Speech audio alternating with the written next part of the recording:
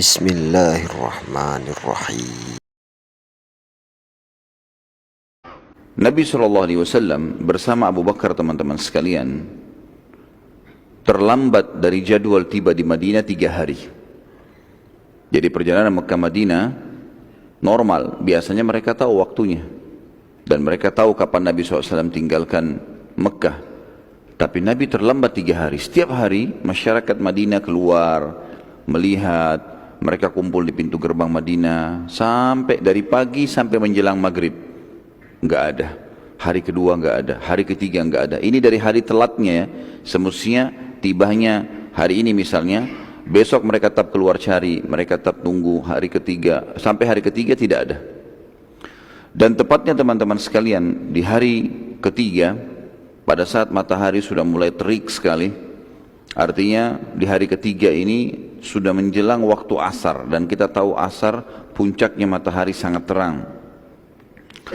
Maka pada saat itu juga masyarakat Madinah sudah mulai kembali ke dalam kota Madinah. Ternyata ada satu orang Yahudi yang pada saat itu memang ikut ingin melihat fisik Nabi SAW, karena dia ingin memastikan benar gak ini seperti yang disebutkan dalam Taurat. Karena sampai waktu itu belum ada satupun Yahudi yang masuk Islam. Dan mereka tradisinya untuk melihat pada zaman itu, mereka naik ke atas pohon kurma tertinggi, ya, kemudian mereka melihat dari jarak jauh. Waktu seluruh muslimin sudah bubar penduduk Madinah, tinggal si Yahudi ini di atas pohon. Dan dia melihat dari jauh ada 2 ekor unta yang sedang mendekat dari pintu ke pintu gerbang Madinah. Lalu dia berteriak dengan suara keras, "Ya Bani Qilah, wahai suku Qilah." Siapa itu suku Qilah yang dipanggil sama orang Yahudi ini? Jadi di kota Madinah pada saat itu ada komunitas Yahudi dan ada komunitas asli penduduk Madinah yang nanti setelah Islam kita namakan Ansar. Terdiri dari 2 suku, Aus dan Khazraj.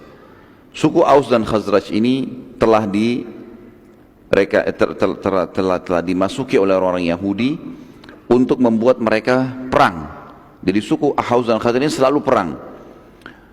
3 suku Yahudi, Kainuka, Nadir dan Quraidah, mereka sepakat untuk membiayai kedua suku ini untuk saling berperang. Diberikan makanan, diberikan pedang, sehingga 2 suku ini kacau terus. Dan pada saat mereka perang, Yahudi aman. Ini yang terjadi. Dan mereka mengeluarkan istilah buruk untuk 2 suku ini, Aus dan Khazraj. Mereka mengatakan suku Qilah. Siapa itu Qilah, teman-teman? Adalah salah satu nama dari turunan Aus dan Khazraj. Yang menyatukan 2 suku ini adalah satu kakek mereka yang bernama Qilah. Orang-orang Yahudi menyebutkan wahai suku Qilah bukan untuk memanggil kakek Ansar atau kakek Aus dan Khazraj, tapi untuk menghina, mengolok-olok. Karena ternyata mereka bisa dikuasain dan dibuat perang satu sama yang lain. Bergulirlah kalimat ini menjadi sebuah panggilan. Maka orang Yahudi teriak dengan suara keras, "Wahai suku Qilah, wahai Bani Qilah, wahai Bani Qilah." Sehingga mereka dengar, orang-orang Ansar ini, orang Aus dan Khazraj dengar, mereka kembali. Lalu dia mengatakan, "Hadza jiddukum." Sesungguhnya ini adalah rezeki atau bagian kalian sudah datang. Maka kembalilah orang-orang Ansar semuanya bersama dengan sahabat Nabi yang mulia menjadi dai di Madinah adalah Mus'ab bin Umair radhiyallahu anhu. Kemudian bersama juga dengan orang-orang yang baru masuk Islam dan yang belum masuk Islam dari asli penduduk Madinah. Maka pada saat itu teman-teman sekalian mereka pun semuanya kembali. Hanya saja Aus dan Khazraj tidak mengenal Nabi SAW.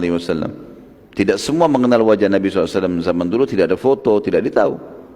Maka mereka bingung, yang mana ini? Karena Nabi SAW bersama Abu Bakar.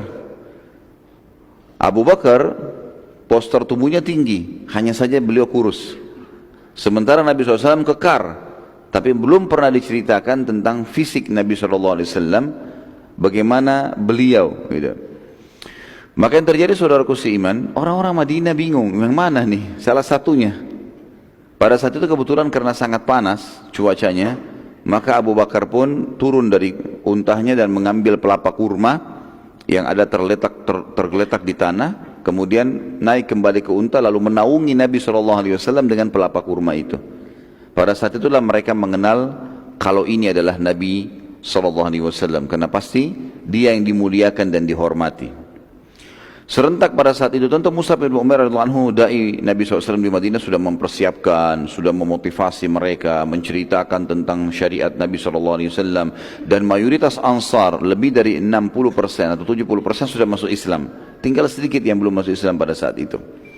Maka mereka pun menyiapkan syair-syair yang masyhur pada saat itu. Tentu saya yakin kita sudah pernah dengar. Maka mereka serentak membacakan Tala'al badru alaina min thaniyatil wada' ayyuhal mab'uthu fina ji'ta bil amri muta' ji'ta syarraftal madina marhaban ya khairal anam wajib syukru alaina marhaban ya khairal zat. Yang artinya Tala'al badru alaina, telah terbit bulan purnama untuk kami. Ini menyambut panggilan, menyambut Nabi SAW datang. Min thaniyatil wada. Thaniyatil wada ini adalah nama sebuah tempat, nama sebuah gunung sebenarnya di Madinah. Saya pernah pribadi waktu lagi naik taksi waktu itu, keliling Madinah, sempat ada hajat. Kemudian saya ditunjukkan oleh seorang supir ahli asli Madinah. Dia bilang, ya akhi, sudah tahu thaniyatil wada? Saya bilang, saya dengar, tapi saya belum tahu pasnya di mana. Dia tunjuk sebuah gunung dari jarak jalan yang cukup tinggi, maka dia tunjuk itu yang gunung di sana, itu namanya Thaniyatil Wada. Lokasi yang memang Nabi SAW memasuki Mekah, memasuki Madinah dari lokasi itu.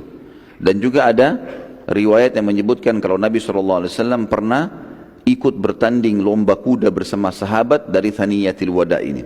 Dari kurang lebih dia pintu gerbang, salah satu pintu gerbang kota Madinah pada saat itu. Ayyuhal mab'utsu fina, wahai orang yang telah diutus oleh Allah kepada kami, ji'ta bil amri muta', engkau telah membawa peraturan-peraturan yang pasti akan dipatuhi. Ji'ta syarraftal Madinah, engkau datang memuliakan kota Madinah, marhaban ya khairal anam, selamat datang wahai sebaik-baik manusia. Wajib syukru alaina, dan kami selalu bersyukur kepada Allah dengan nikmat ini, marhaban ya khairaz zat, maka selamat datang wahai sebaik-baik bekal. Pada saat itu teman-teman sekalian, mereka terus melantunkan saja kalimat ini sampai Nabi SAW masuk ke kota Madinah dan berjalan unta beliau SAW, gitu kan. Terus saja jalan sampai nanti akan kita bahasakan tentang masalah berhentinya unta Nabi SAW di lokasi Nabawi. Di lokasi Nabawi. Namun kita review dulu sedikit. Sebelum masuk ke pintu gerbang atau awal masuk di Madinah itu, Nabi SAW tidak langsung masuk ke pusat kota Madinah. Beliau sempat mampir di pinggiran kota Madinah. Dan di situ dikenal dengan wilayah Quba. Wilayah Quba, nama lokasinya namanya Quba. Dan Nabi SAW sempat berdiam di wilayah ini selama 3 hari. Dan beliau membangun masjid pertama dalam Islam namanya Masjid Quba. Karena menamakan masjid atas nama lokasi tempat itu. Sebelum jauh kita bahas teman-teman sekalian masalah Masjid Quba, Masjid Nabawi, kita akan sebutkan tadi, ada saya bilang di awal judul kita, kisah awal tibahnya Nabi SAW di Madinah dan 3 pondasi pembangunan negara dalam Islam. Saya sebutkan secara global dulu, nanti akan kita rincikan. Pondasi pertama dalam pembangunan negara dalam Islam, kalau kita juga boleh instansi, lembaga, kelembagaan, yang pertama adalah membangun masjid. Dan ini perilaku Nabi SAW yang pertama teman-teman sekalian. Makanya sangat penting di satu kota, wilayah, negara, atau kita lingkup yang lebih sempit perusahaan seorang muslim, harus ada masjidnya. Semaksimal mungkin dia usahakan, gitu kan. Kalau lingkup perusahaan misalnya tidak terlalu besar, mungkin dia buat musholla. Kenapa? Karena ini asas, ini pondasi pertama agar kaum muslimin bisa berkumpul, ya, mereka mengerjakan dan mengabsen tanda kutip dirinya kepada Sang Pencipta Allah 1 hari 5 kali. Dan ini harus ada. Dan alhamdulillah di Indonesia ini sudah ada. Hampir setiap kota kita kalau masuk, kita temukan ada masjid agung, masjid raya, masjid jami', ya. Sehingga menjadi simbol kaum muslimin. Orang jadi tahu, oh di sana azan, salat. 5 waktu salat dipanggil oleh Sang Pencipta Allah dengan kalimat hayya 'alas shalah, hayya 'alal falah. ayo mengerjakan sholat, datanglah untuk mendapatkan kemenangan. Karena falah artinya kemenangan. Ini yang pertama teman-teman. Dan Nabi SAW langsung pada saat itu membangun dua masjid. Masjid Kubah dan Masjid Nabawi. Nanti akan kita ceritakan. Yang kedua adalah mu'akhah. Bagaimana Nabi SAW membangun persaudaraan antara muslimin yang mukim di Madinah dengan pendatang. Sehingga tidak ada lagi rasis di antara mereka. Nggak ada lagi fanatik keturunan, kesukuan. Misal di Jakarta, suku muslim banyak Betawi. Maka semua pendatang yang masuk ke Jakarta, mau dari Jawa, mau dari Sulawesi, mau dari Kalimantan, mau dari mana saja, merasa Jakarta juga milik mereka, sama, bersaudara. Dan kita akan lihat nanti bagaimana persaudaraan yang sangat luar biasa antara muhajirin dan ansar, melampaui apa yang biasa kita bayangkan. Dan ini penting sekali teman-teman sekalian, bagaimana mempersaudarakan antara penduduk asli sama pendatang, sesama muslim. Kita bicara lingkup muslim. Di perusahaan adalah persaudaraan antara pegawai lama dengan pegawai baru. Seperti itulah. Dan yang ketiga adalah keputusan pemerintahan di Madinah berhubungan dengan muamalah atau perilaku atau sikap dengan orang-orang non-muslim. Muahadah. Menulis kesepakatan apa yang harus setiap muslim dan non-muslim lakukan bersama di wilayah Madinah. Seperti misalnya mereka membela Madinah bersama-sama, mereka tidak saling mengganggu, ya. Kalau ada yang salah dihukum, dan keputusan pemerintahan di tangan Nabi SAW yang diterapkan hukum Islam. Non-muslim walaupun sudah ada waktu itu Yahudi 50% di Madinah harus patuh, karena hukum Allah nggak boleh ditolak. Dan orang-orang non-muslim ikut pada saat itu peraturan Nabi SAW. Bahkan mereka seringkali kalau punya masalah, mereka datang kepada Nabi SAW untuk mencari jalan keluarnya. Ini tiga keputusan. Berarti keputusan yang ketiga adalah membuat kesepakatan antara muslim sama non-muslim agar tidak saling mengganggu, dan siapa yang salah dihukum, serta sama-sama membela negara. Tidak boleh ada yang berkhianat. Kita mulai teman-teman sekalian. Yang pertama adalah pembangunan Masjid Kuba dan Masjid Nabawi. Muslimin di Madinah pada saat itu berusaha merebut tali kekangan unta Nabi SAW untuk mendapatkan kemuliaan, supaya Nabi SAW turun di rumah mereka menjadi tamu. Tetapi Nabi SAW mengatakan, biarkan, jangan ada yang tarik tali kekangan unta ini. Dan pada saat itu Nabi SAW sengaja memberhentikan unta beliau di wilayah yang tadi namanya Kuba. Lalu Nabi SAW pada saat itu mengajarkan hal yang penting, yaitu tentang masalah keberadaan masjid. Sebelum beliau banyak berbicara, sebelum banyak menyampaikan syariat Allah, bangun masjid.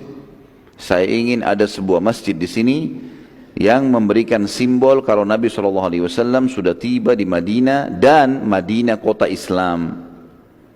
Dibangun oleh para sahabat masjid, rame-rame mereka membangunnya.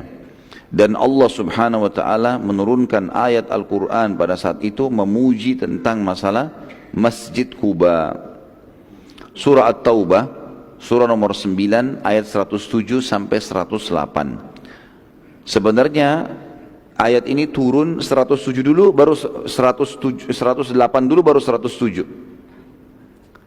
Tetapi ayat ini disatukan oleh Nabi SAW sesuai dengan perintah Allah, ditaruh dalam surah At-Taubah, surah nomor 9 ayat 107 sampai 108. Kita sekarang satukan. Yang penting saya sudah sebutkan teman-teman sekalian, sebenarnya turun duluan 108 baru 107. Ini biasa terjadi di zaman Nabi SAW. Kita tahu surah-surah yang pertama turun di Islam seperti Ad-Duha, Al-Muzammil, ya. Ini semua adalah Al-Muddathir. Turun di awal-awal tapi diletakkan di juz 30. Itu perintah Allah SWT kepada Nabi Muhammad SAW. Kadang-kadang cuma 2 ayat, kadang-kadang cuma 3 ayat turun. Lalu Allah perintahkan Nabi Muhammad SAW letakkan di surah ini di ayat nomor sekian. Bunyi ayatnya, a'udzubillahi minasyaitonirrajim, walladzina ittakhadhu masjidan dhiraran wa kufran wa tafriqan bainal mu'minina wa irsadan liman haraballaha wa rasulahu min qabl wa la yahlifunna in aradna illa al-husna wallahu yashhadu innahum lakadhibun la takum fihi abada lamasjidun ussisa 'ala at-taqwa min awwali yawmin ahaqqu an taquma fihi rijalun yuhibbuna an yatatahharu wallahu yuhibbul muttahhirin. Dan pendapat yang paling kuat sebenarnya ayat ini turun bukan pada saat pembangunan Masjid Quba, tapi setelah dibangunnya Masjid Dirar. Apa itu Dirar? Masjid yang buruk, dibangun oleh orang-orang munafik di Madinah setelah mengetahui ada Masjid Quba dan ada Masjid Nabawi. Mereka juga ikut-ikutan bangun masjid, tapi masjidnya Masjid Dirar. Dirar artinya masjid yang sengaja buruk untuk memerangi Allah dan Rasulnya. Dan awal daripada sebab turun ayat ini teman-teman sekalian, di ayat 107-nya, dan orang-orang munafik itu, ya, mereka mendirikan masjid untuk menimbulkan kemudaratan pada orang-orang mukmin, untuk kekafiran dan untuk memecah belah antara orang-orang mukmin, serta menunggu kedatangan orang-orang yang telah memerangi Allah dan Rasulnya sejak dahulu. Mereka sesungguhnya bersumpah, kami tidak menghendaki selain kebaikan, bangun masjid ini, dan Allah menjadi saksi bahwa sungguhnya mereka itu adalah pendusta dalam sumpahnya. Ayat 107 ini teman-teman sekalian, sebabnya kenapa Allah mengatakan, dan mereka menunggu, orang-orang munafik pada saat sudah bangun masjid, mereka menunggu seseorang atau orang-orang yang telah agar datang, kedatangan orang-orang yang telah memerangi Allah dan Rasulnya sejak dahulu. Yang dimaksud adalah ada seseorang pendeta Nasrani bernama Abu Amir. Abu Amir ini dulu dari asli Madinah, kemudian dia tinggal di negeri Syam jadi pendeta. Kemudian dari Syria, dia pergi ke Syria lalu jadi pendeta di sana. Pada saat itu teman-teman sekalian, mereka sengaja mengundangnya untuk menyaingi Nabi SAW. Ini pendeta datang juga nih, mereka muslimin mengaku ada Nabi, ini kita punya pendeta, gitu. Padahal mereka tidak ingin masuk agama Nasrani, hanya untuk mengacaukan saja. Maka pada saat itu, ya, dengan hikmah Allah, si Abu Amir ini wafat di Syria sebelum ke Madinah. Dan Nabi SAW diperintahkan oleh Allah Sang Pencipta untuk menghancurkan masjid Dirar itu. Sehingga keluarlah sebuah hukum, kalau masjid dibangun oleh orang-orang munafikin dan orang-orang kafir, ya, maka tidak sah untuk sholat di situ. Tidak sah, namanya masjid Dirar. Dan ulama mengatakan masjid hanya boleh dibangun dari harta kaum muslimin. Jangankan orang kafir, orang munafik saja enggak boleh kita sholat di dalamnya. Karena pasti mereka bangun ada tujuannya. Untuk apa? Nah, dia tidak sholat di situ. Nah, gitu. Pasti ada tujuan yang tidak benar. Makanya dia katakan masjid Dirar. Dia bangun tempat ibadahnya dia sendiri. Orang munafik juga pura-pura Islam, mengatasnamakan Islam, tapi dalamnya berkumpul untuk memerangi Allah dan Rasulnya. Dan Nabi SAW waktu itu disuruh menghancurkan masjid itu, dirubuhkan. Sama sekali enggak boleh ada masjid itu.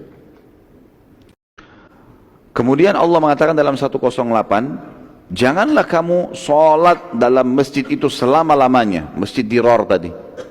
Walaupun nanti diambil oleh kaum muslimin, nggak boleh, karena harta yang dipakai bangun haram, tujuannya juga haram, nggak boleh. Ada larangan tegas di sini. Jangan kamu sholat di dalam masjid itu, hai Muhammad, selama-lamanya, nggak boleh. Dan Allah menurunkan perintah pada saat itu suruh menghancurkan masjid itu.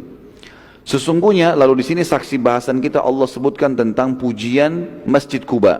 Sesungguhnya masjid yang didirikan di atas dasar takwa, Masjid Quba, sejak hari pertama kamu masuk di Madinah, hai Muhammad, adalah lebih patut kamu sholat di dalamnya.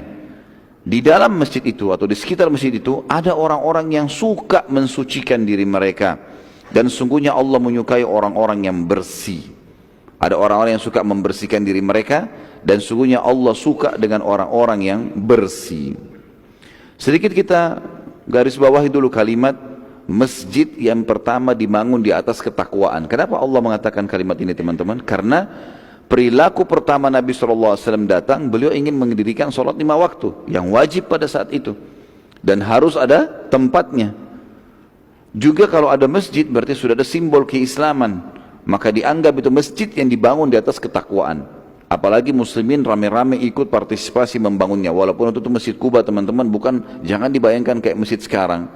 Masjid Kuba sekarang atau masjid kita ini yang sudah mewah. Enggak. Masjidnya dari tanah liat.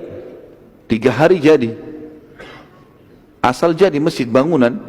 Dan saya sudah pernah bilang, ulama sepakat mengatakan masjid itu walaupun hanya kalau sekarang kita sekat triplex, rumah kita 1000 meter, di depan sana, di depan masjid, di depan rumah, di halaman 10 kali 10 saya wakafin buat masjid, disekat pakai triplek, hukumnya sudah hukum masjid.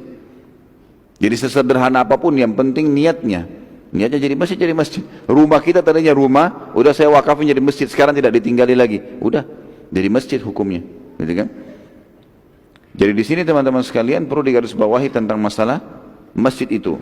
Ini masjid masalah takwa. Kemudian dikatakan dan di dalam itu lebih patut kamu sholat di dalamnya. Jadi masjid yang dibangun di atas ketakwaan dari harta kaum muslimin lebih pantas sholat di dalamnya. Artinya tidak boleh sholat di tempat yang lain, gitu kan?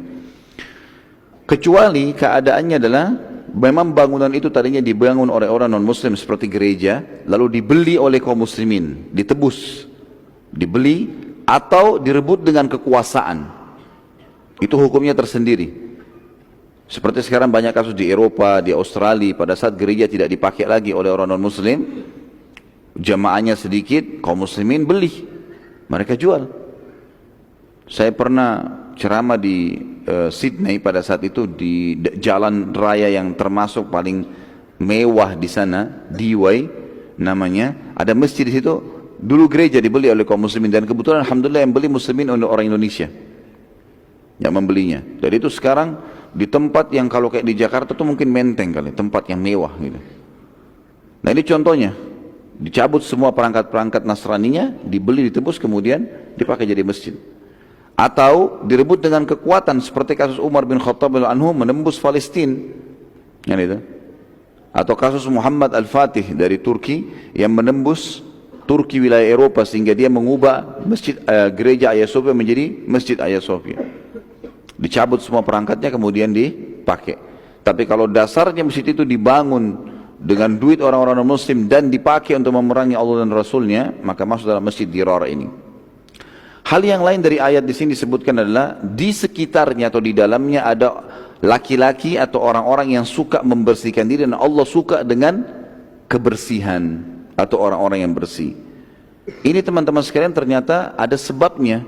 Jadi ternyata penduduk Kuba waktu awal Nabi SAW bangun masjid, pertanyaan-pertanyaan mereka tertuju kepada masalah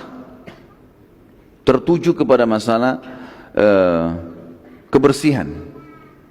Dan mereka suka sekali kebersihan. Pertanyaan pertama adalah, ya Rasulullah, bagaimana kami mensucikan diri? Kalau maaf, buang air kecil, buang air besar. Maka Nabi SAW menjelaskan hukum syar'i berhubungan dengan masalah istinja dan istijmar. Istinja kalau kita bersihkan diri kita dengan air, ya. Seperti kita sudah tahu, maaf, cebok dengan air segala macam, ini dibersihkan dari buang air kecil, buang air besar, atau mandi junub. Kalau istijmar adalah menggunakan benda-benda kering. Ya, dan yang Nabi SAW gunakan di zaman beliau adalah batu. Kalau tidak ada air, jadi ceboknya pakai batu yang dianggap kering sehingga suci, maka ini yang dipakai.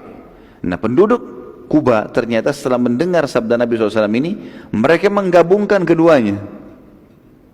Mereka sudah cebok dengan air, mereka pakai batu lagi. Maka Allah sebutkan, dikatakan fihi rijalun yuhibbuna an yatatahharu. Di sekitar Masjid Kuba itu ada orang-orang yang sangat suka dengan kebersihan. Wallahu yuhibbul mutahhirin, dan Allah sangat suka dengan orang-orang yang bersih. Ini pelajaran juga teman-teman sekalian bagaimana Islam datang mengatur kebersihan.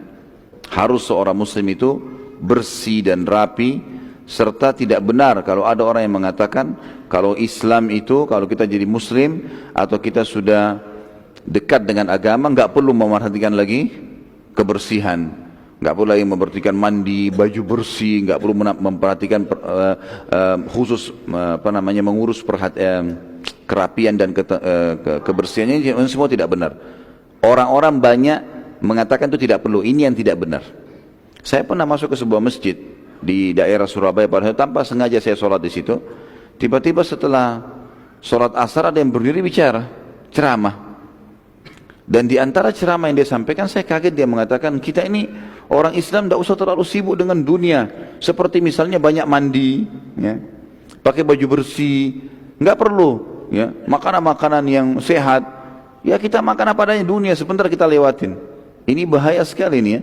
Secara zahirnya bisa ada sedikit beberapa poin benarnya, tapi umumnya salah ini. Karena Nabi SAW gemar memakan paha kambing, nggak pernah Nabi makan roti kering, gitu kan? Dan juga ada hadis yang menjelaskan kalau Nabi SAW, Aisyah mengatakan, kami pernah sebulan tidak menyalakan api di rumah kami. Ada sebagian ulama yang bilang waktu itu Nabi SAW tidak memiliki harta. Tapi kalau pendapat yang saya pegangi, ada pendapat lain yang menjelaskan teman-teman sekalian, sebenarnya Nabi SAW fokus makan pada saat itu kurma dan minum air, bukan mustahil adalah terapi. Karena kata Aisyah radhiyallahu anha dalam hadis Bukhari, kami pernah sebulan tidak menyalakan api di rumah kami dan kami cukupkan makan dengan aswadain. Aswadain maksudnya adalah kurma dan air. Sebagian ulama menarik ini dalam masalah kesehatan atau pengobatan nabawiyah. Kalau seseorang mau terapi dari penyakit, maka selama sebulan dia cuma makan kurma dan minum air putih. Ini yang dilakukan Nabi SAW, dan itu cuma sekali. Ada riwayat yang menjelaskan itu cuma sekali. Maka salah kalau orang mengatakan Nabi aja makannya cuma kurma. Bukan masalah begitu. Karena riwayat Bukhari yang lain menjelaskan Nabi SAW sangat gemar makan paha kambing, ya, makanan yang enak. Kemudian Nabi SAW suka dengan tharid, roti gandum ditaburi dengan kuah yang juga dibuat dari kambing, kalau kita kari. Ini juga makanan yang dianggap mewah pada saat itu dan bagus, sehat. Dan Nabi SAW berikan contoh perumpamaan Aisyah radhiyallahu anha, terutama perumpamaan Aisyah. Saya mengatakan radhiyallahu anha, itu tambahan saja, tapi Nabi SAW mengatakan perumpamaan Aisyah dibandingkan seluruh wanita adalah seperti tharid dibandingkan dengan makanan yang lainnya. Karena waktu itu dianggap makanan bagus, ya, roti gandum ditaburin kari kambing di atasnya, gitu. Maka ini perlu digarisbawahi teman-teman sekalian. Kemudian Nabi SAW menggunakan baju yang bagus. Baju Nabi SAW umumnya kain katun dari negeri Yaman. Dan pada saat itu kain katun mahal. Tapi tidak berlebihan. Nabi SAW tidak pakai 100 baju. Enggak. Tapi Nabi SAW menggunakan baju yang bagus. Nabi SAW memiliki baju berwarna putih, memiliki baju berwarna merah, memiliki baju berwarna hitam, ya, memiliki baju berwarna hijau. Banyak disebutkan ini. Jadi beliau punya beberapa baju dan bagus bajunya, bukan baju yang sembarangan asal jadi selama orang itu mampu. Kemudian juga Nabi SAW memiliki kuda dan tunggangan yang jumlahnya banyak serta bagus. Kuda Nabi SAW kuda yang sangat bagus. Unta Nabi SAW memiliki beberapa ekor unta, baik untuk beliau pakai sendiri atau dipakai oleh para istri beliau SAW. Beliau suka dengan kebersihan dan kerapian, sampai disebutkan dalam riwayat beliau suka sekali meletakkan minyak wangi di tubuh beliau SAW, sampai-sampai kadang-kadang menetes dari rambut beliau minyak wangi. Saking banyaknya pakai minyak wangi Nabi SAW, di rambutnya pakai wangi, di badannya. Dan para sahabat mengatakan kami kalau salaman dengan Nabi SAW kami menemukan bau wanginya sampai 3 hari. Beliau juga SAW dalam riwayat disebut katakan sering meletakkan wangi-wangian serbuk dari negeri Syam, dari batang leher beliau sampai ke kaki beliau, dan disuruh istrinya letakkan, kecuali kemaluan boleh letakkan sendiri. Jadi mana pemahaman yang mengatakan teman-teman sekalian tidak usah mandi, tidak usah rapi, tidak usah begini, dari mana nih? Dengan mengatasnamakan itu zuhud. Ini salah ya, ini salah. Dan ingat firman Allah di sini turun, Allah itu suka dengan orang-orang yang bersih. Dan dalam masalah ilmu ruqyah, pengobatan orang yang kena sihir atau diganggu oleh syaitan, salah satu hal yang harus dijaga adalah kebersihan dirinya secara fisik, ya. Juga tentu secara hati, dia harus bersihkan dari semua dosa, penyakit hati dibersihkan semua. Secara fisik dan lingkungannya juga harus bersih. Karena rumah yang kotor disukai oleh syaitan. Makin bersih, maka makin dibenci oleh syaitan. Makanya memang syaitan itu suka di tempat-tempat yang kumuh, yang kotor. Dia kalau lihat tempat bersih, dia seperti kita lihat tempat kotor manusia. Seperti itulah. Jadi perlu digarisbawahi teman-teman sekalian, jangan salah faham. Karena banyak orang begitu, apalagi sudah iltizam dalam agama, sudah mulai dekat dengan Allah Subhanahu wa taala, sudah mulai belajar agama, maka kita lihat makin berantakan. Penampilannya berantakan, kotor semua, kopiahnya kotor, sudah 7 bulan tidak dicuci-cuci. Sejadah kalau sholat di tempatnya kotor, kamar mandi kotor. Ini kenapa teman-teman sekalian? Saya sangat sedih kalau melihat kadang-kadang ada masjid kotor, tidak terawat. Rumahnya seorang muslim, kita datang ke rumahnya menjenguknya kotor. Kenapa ini teman-teman sekalian? Kenapa enggak suka dengan kebersihan? Allah suka dengan kebersihan. Allah suka dengan kerapian. Allah suka dengan yang wangi. Sampai kata Nabi SAW, beliau mengatakan dalam hadis sahih, dicintakan dunia kalian ini untukku. Aku tadinya tidak suka dengan dunia ini, maunya akhirat. Tapi dicintakan karena adanya kaum wanita, adanya ibu yang dibakti, adanya istri yang disayangi, adanya anak perempuan yang dibiayai, dinaungi, gitu kan. Dan juga aku suka dengan wangi-wangian. Dicintakan di dunia masalah itu.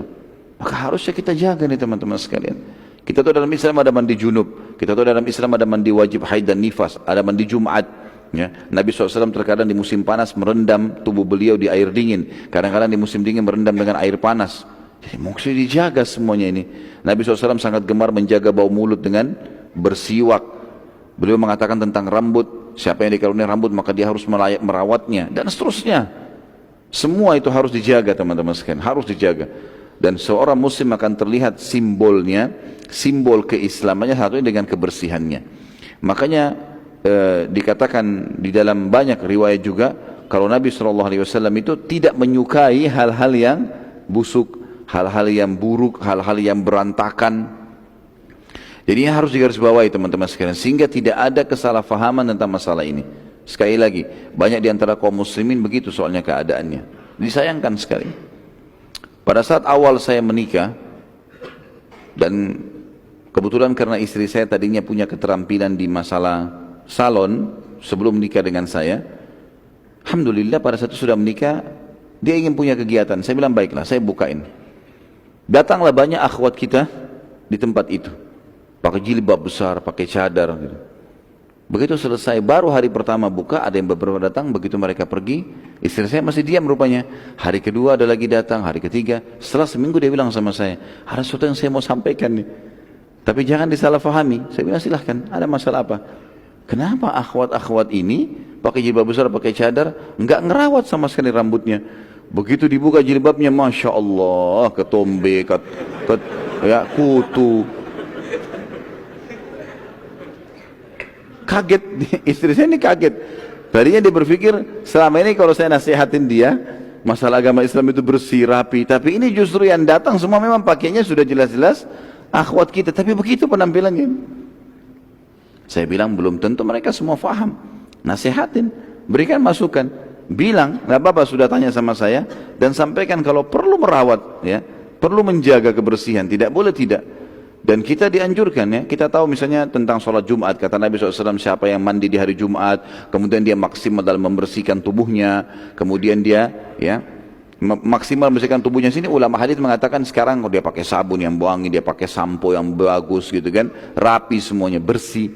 Kemudian juga dia menggunakan minyak rambutnya, dalam riwayat begitu ya, sehingga rapi, tersisir rapi. Artinya dia memakai wangi-wangian lah. Kemudian dia juga memakai bajunya yang terbaik, dia memakai minyak wangi yang terbaik. Kemudian dia datang ke masjid, kemudian dia mendengarkan khatib pada saat menyampaikan imam khutbah, lalu dia sholat bersama imam kecuali diampuni dosanya yang telah lalu.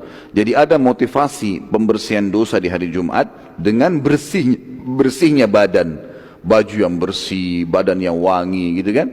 Ada hubungannya mandi, ini ada hubungannya semua dengan masalah ini. Jadi jangan sampai salah paham teman-teman, ya. Jadi usahakan kalau orang sholat di sebelah kita, maka dia merasa nyaman. Jangan orang sholat sebelah kita hilang semua konsentrasi, bau mulutnya, bau ketiaknya, bau semuanya. Nah, harusnya diperbaiki, gitu kan. Ingat ya, Allah suka dengan kebersihan. Ini ayat tadi turun 108 dari surah At-Taubah. Baik.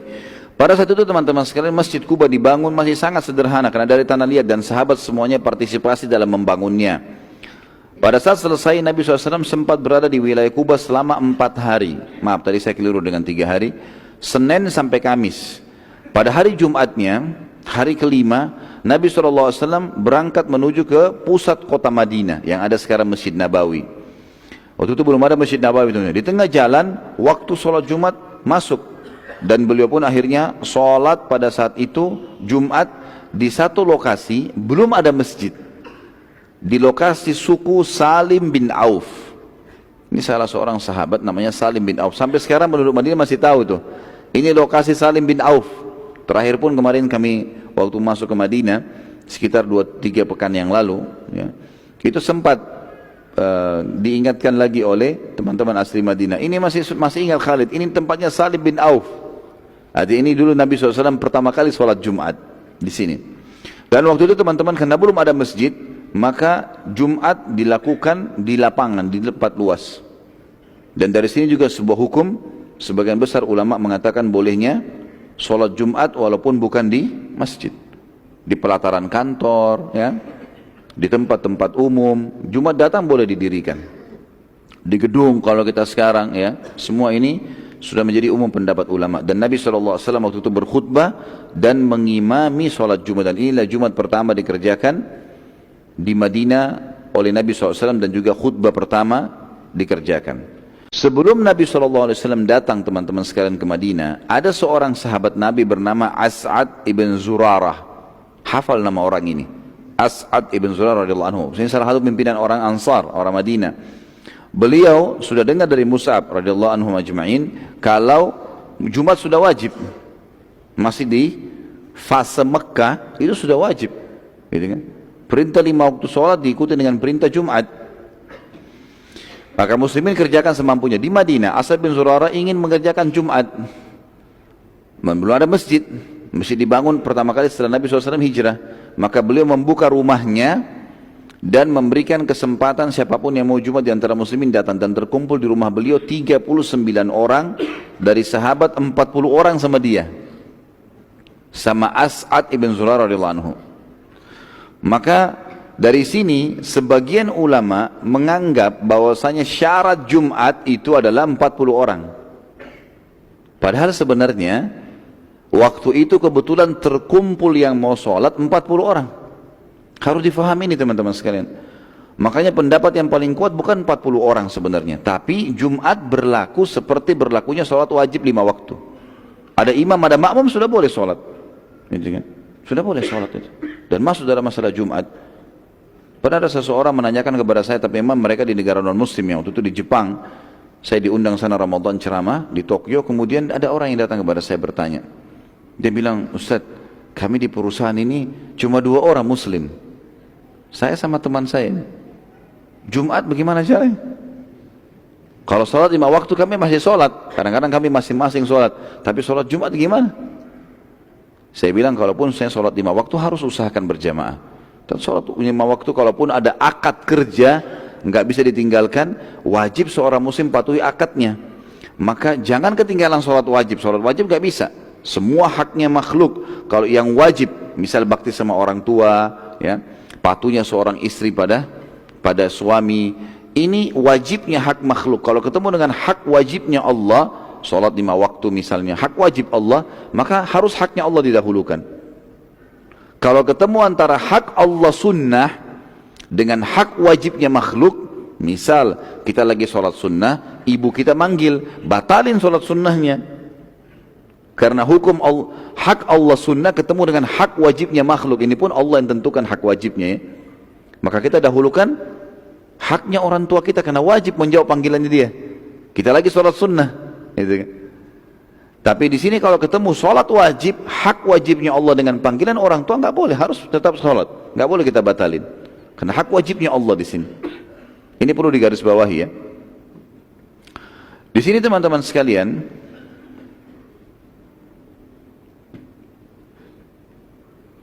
saya sampai lupa tadi mau jelasin apa. Masalah sholat 40 orang, ya. Jadi teman yang di Jepang ini saya bilang sholat wajib harus dikerjakan. Jumat pun begitu. Dan cukup antum berdua sholat. Waktu sholat yang dibutuhkan hanya 5 menit. Ya, kalau sholatnya, ya. Jadi sholat sunnah nggak usah dikerjakan. Kalau memang ada akad antara kita dengan perusahaan, harus on time masuk jam 1 misalnya. Kita hanya punya waktu durasi 10 menit. Digunakan itu saja. Gimana caranya? Baik, saya ajarkan caranya. Tinggal salah satunya azan, kemudian yang satu menjadi khatib, dan khatib ini boleh dalam waktu yang ringkas misalnya, maka sesuai dengan sabda Nabi SAW, ya, termasuk kebijaksanaan dan pemahaman agama seseorang kalau khutbahnya pendek, sholatnya panjang. Maka khutbah di sini kata para ulama boleh dengan satu ayat dijelaskan. Misal baca ayat dengan terjemahannya. Karena mereka berada di satu perusahaan dan negara orang kafir nggak bisa sholat. Itu solusinya. Maka mereka tinggal satu orang baca ayat Al-Quran, dia baca terjemahan dari HP-nya, kemudian dia tutup, dia duduk khutbah kedua, lalu kemudian dia tutup. Dan tidak harus duduk kalau tidak ada tempat duduk di sini. Dia kemudian berhenti sejenak, lalu kemudian dia khutbah yang kedua dengan doa, lalu dia tutup, lalu kemudian iqamah sholat berdua. Gitu kan? Ini pendapat ya. Ada pendapat tadi yang mengatakan berpegang pada 40 orang, maka kalau kurang dari 40 orang tidak ada Jumat. Allahu alam. Tapi yang saya lihat adalah pendapat yang rajih, yang kuat, Jumat tetap berlaku. Karena dia sama dengan hukumnya sholat duhur. Sholat berjamaah 2 orang. Pada saat itu Nabi SAW setelah selesai sholat Jumat, sudah bubar ya, beliau masuk menuju ke kota Madinah, lebih dalam lagi. Tentu antara Masjid Kuba sama Masjid Nabawi sekarang jaraknya kurang lebih 7 km. Kurang lebih 7 km jaraknya. Jadi di antara perjalanan itu adalah ada suku Salim bin Auf tadi. Nabi SAW sholat Jumat di situ. Tidak jauh dari Kuba. Pada saat Nabi SAW mulai memasuki pusat kota Madinah dan masyarakat Madinah sudah mengetahui itu, mereka kembali lagi ingin menarik kekangan unta Nabi SAW. Maka beliau mengucapkan kalimat yang masyhur, da'ha fa innaha ma'murah. Tinggalkan saja unta ini, jangan ada yang tarik tali kekangannya. Dia mendapatkan perintah dari Allah langsung. Dia tahu dia akan berhenti di mana. Karena mereka semua pada berebut. Ya, mereka terus berebut. Mereka mengatakan, ya Rasulullah di rumah kami, ya Rasulullah di rumah kami, ya Rasulullah di suku kami. Kami akan membela anda, kami akan memberikan anda ikram, memuliakan anda. Segala kebutuhan kami penuhi.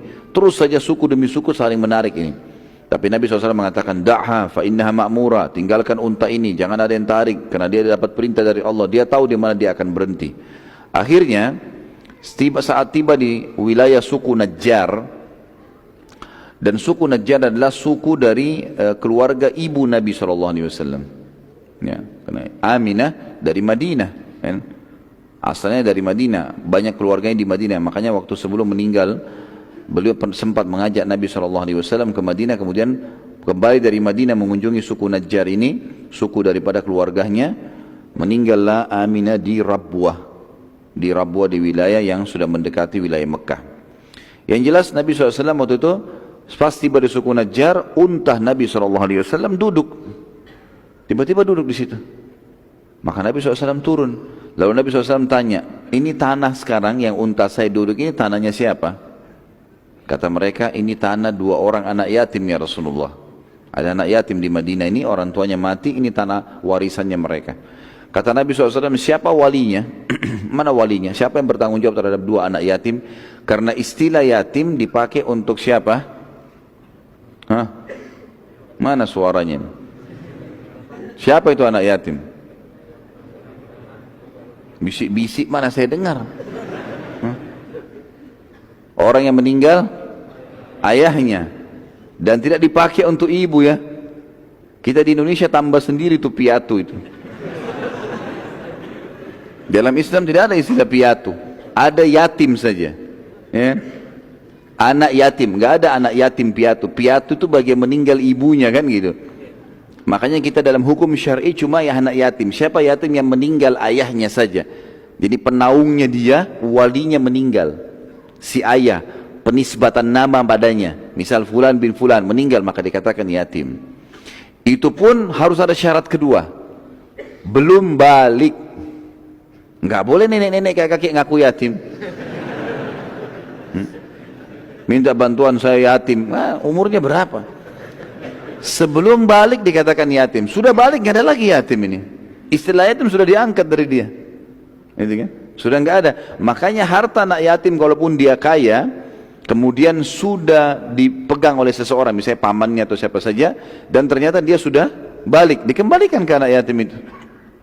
Kecuali dia, maaf, gila misalnya anak ini atau apa yang dianggap kurang waras atau mungkin masih belum bisa, itu mungkin lain. Tapi balik itu sudah dijadikan sebagai tolak ukur. Anak yatim ini, kenapa Nabi SAW mengatakan mana walinya? Karena belum balik. Ditanya siapa walinya, siapa yang pegang hartanya ini? Karena semua anak yatim kalau masih belum mampu mengelola, diberikan hartanya kepada walinya, kayak pamannya, ya, tantehnya, siapa keluarganya yang terdekat yang masih hidup. Maka datanglah walinya, lalu kata Nabi SAW, saya ingin membeli tanah ini. Kata dia, ya Rasulullah, wakaf buat anda, silahkan, nggak usah dibeli. Kata Nabi SAW, tidak, saya akan membelinya. Taruh nilainya berapa, saya akan bayar. Tapi ternyata orang ini juga masih berat. Ya Rasulullah, berat, tidak usah, wakaf, ambillah. Kata Nabi SAW, tidak bisa.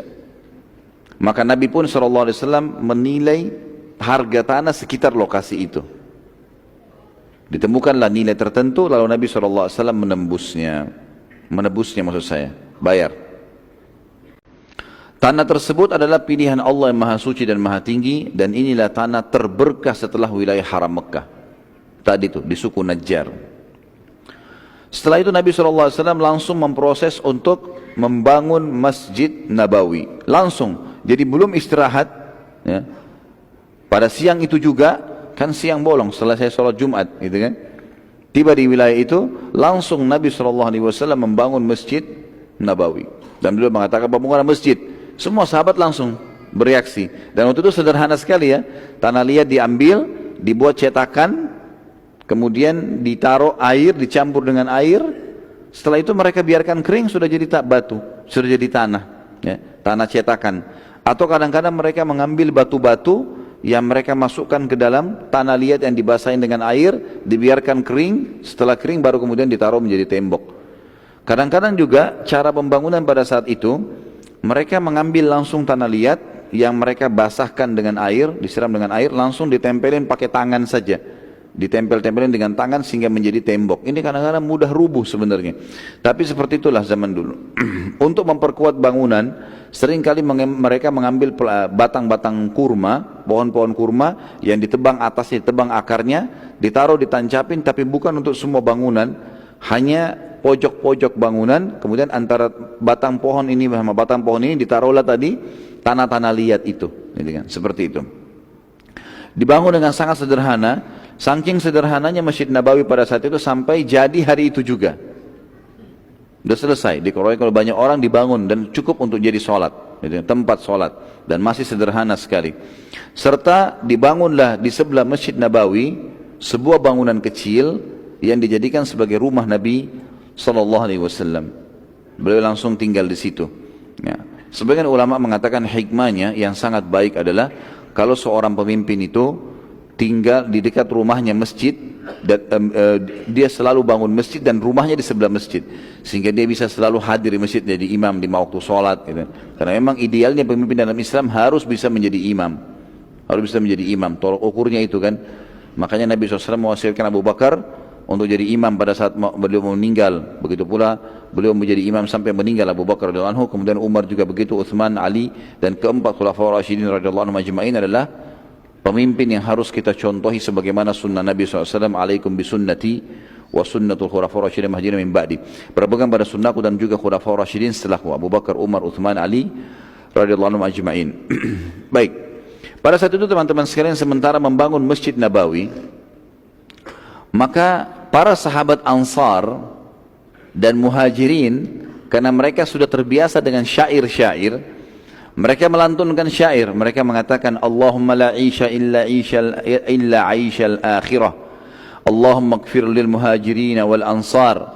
Terus saja mereka saling memotivasi, yang artinya, ya Allah, kami tidak pernah berharap kecuali kehidupan akhirat, ampunilah seluruh muhajirin dan ansar. Nabi SAW dalam beberapa athar disebutkan coba melantunkan bersama mereka, tapi beliau tidak bisa menyempurnakannya. Apa sebabnya? Apakah Nabi tidak pintar? Jawabannya tentu tidak. Nabi SAW sangat cerdas, sempurna, gitu kan? Tapi ada alasannya. Kenapa Nabi SAW tidak bisa menyebutkan syair? Jadi syair itu Nabi SAW tidak sebutkan. Kalaupun beliau sebutkan tidak sempurna, gitu kan? Karena memang Allah Subhanahu Wa Taala melarang Nabinya Muhammad SAW menguasai syair. Karena ucapan yang diucapkan Nabi SAW adalah wahyu, gitu kan? Kalau beliau sebutkan syair, nanti harus membedakan mana ayat, mana syair. Maka Allah menurunkan surah Yasin, surah nomor 36 ayat 69 sampai ayat 70 yang bunyinya a'udzubillahi minasyaitonirrajim wa ma 'allamnahu asy-syi'ra wa ma yanbaghi lah in huwa illa dzikrun wa qur'anun mubin liyundhira man kana hayyan wa yahiqqal qawlu 'alal kafirin. Dan kami tidak mengajarkan syair kepadanya, maksudnya kepada Nabi Muhammad sallallahu alaihi wasallam, dan bersyair itu tidak layak baginya. Allah buat memang tidak bisa Nabi SAW menghafal syair-syair. Memang dibuat seperti pada Nabi SAW sangat menguasai bahasa Arab bahasanya. Sebabnya adalah Al-Quran yang diucapkan oleh lisan Muhammad SAW tidak lain hanyalah pelajaran dan kitab yang memberi penerangan. Jadi agar tidak bercampur antara syair dengan Al-Quran. Itu ayat 69. Ayat 70-nya, supaya dia Muhammad memberi peringatan kepada orang-orang yang hidup hatinya, dan supaya pastilah ketetapan azab terhadap orang-orang yang kafir. Jadi ini alasan kenapa baginda Nabi SAW tidak bisa menyebutkan tadi kalimat syair yang diucapkan Muhajirin dan Ansar. Dan bisa dikatakan secara abadi tidak ada penyebutan syair dari Nabi SAW. Makanya kita tidak pernah temukan ada syair Nabi sebutkan. Tidak ada. Yang ada ayat Al-Quran dan hadis beliau SAW. Semua sahabat waktu itu rame-rame mengangkat batu, baik batu yang utuh atau batu yang dimasukkan ke dalam adonan tanah liat tadi yang saya bilang, gitu kan? Semua mengangkat satu batu itu cetakannya besar zaman dulu, batu-batunya besar. Untuk mengangkat satu batu saja itu sudah berat sekali. Tapi ada sahabat Nabi yang sangat kuat secara fisik, terkenal, Ammar radhiyallahu anhu, Ammar ibn Yasir radhiyallahu anhu. Pada saat di fase Mekah pernah kita ceritakan di awal Islam, Ammar bin Yasir diuji oleh Allah dengan meninggalnya ayahnya dan ibunya di depan matanya.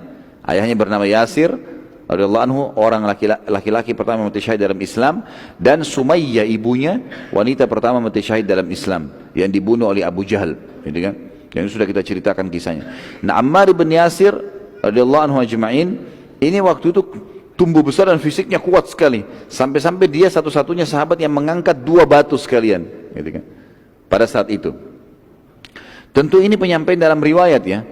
Masalah nanti ada sahabat Nabi yang kuat seperti Umar bin Khattab, Ali bin Abi Thalib, itu semua adalah Allahu alam kenapa enggak disebutin di sini, tapi yang disebutin adalah Ammar. Dan ada penyebabnya.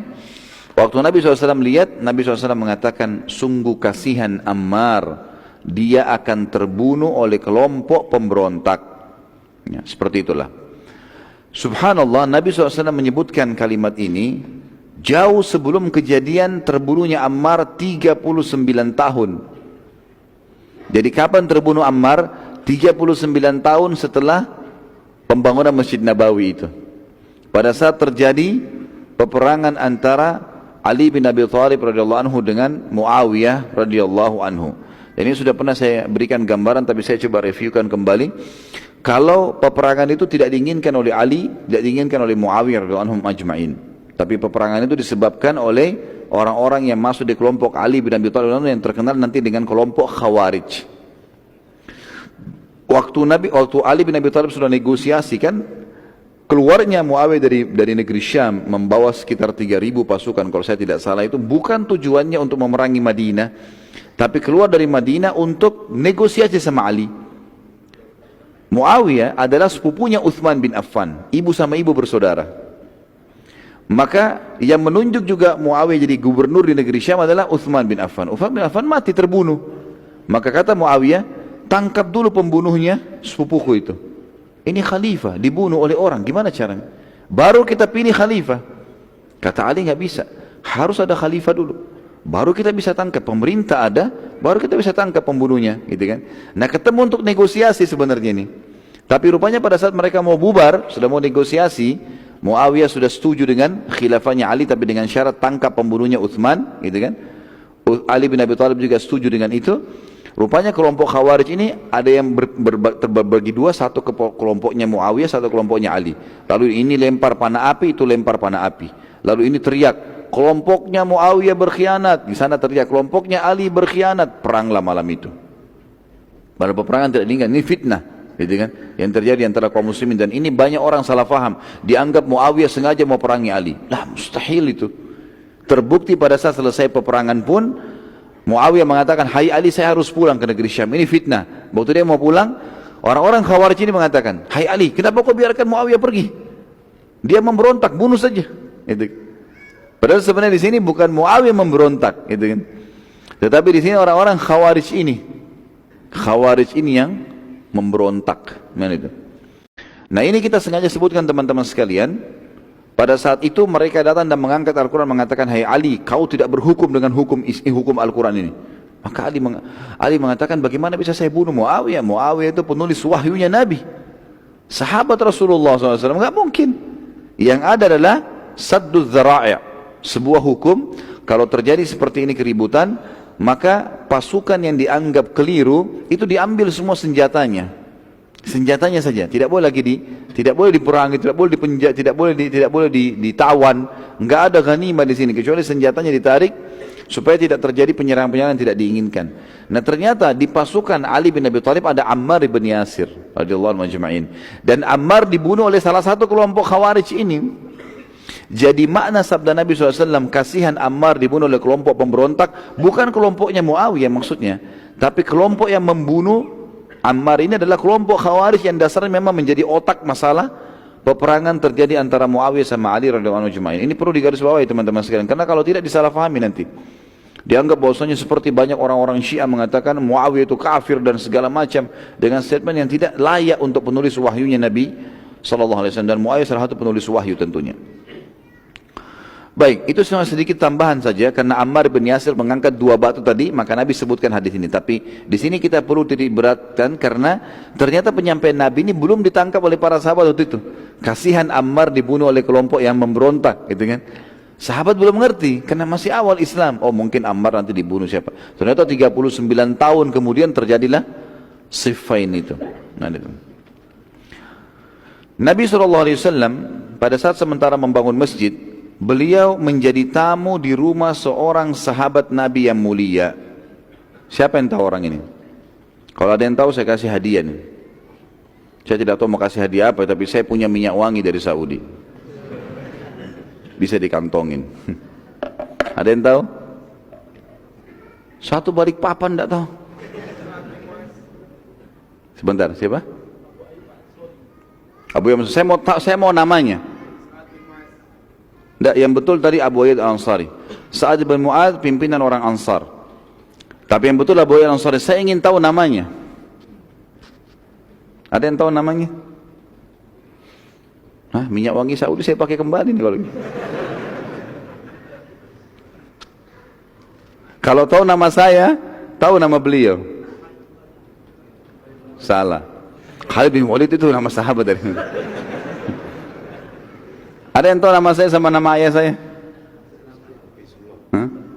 Enggak tahu juga nama saya. La haula wala quwata illa billah.